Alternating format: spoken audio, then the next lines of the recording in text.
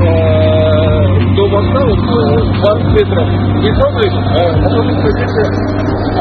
ямочное заполнение будет, основание хорошее. Если мы сейчас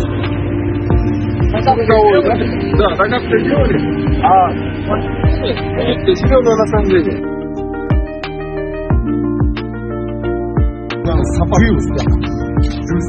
Тазалап таштанады. Дальше кетеді, Анан дальше мына уламен биринчи бай урагы жок болуп тазалайбыз, колдо жүрүшмөйт. Алар кетип болот. Ошондо мындан келген суу,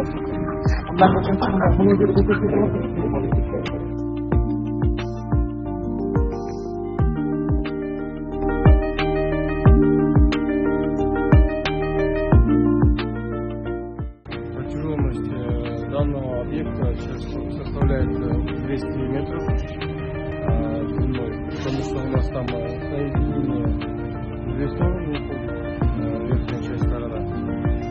Ширина будет 8 метров. В данный момент произведено работы, вывели уровень асфальта для того, чтобы вода не собиралась, уходила под мост.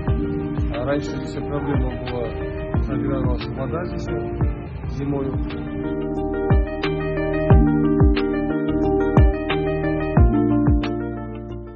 Перед асфальтом единиц келип, уклондорду баарын берип, точкаларды берип, ошол точка боюнча асфальт көчөп, мындай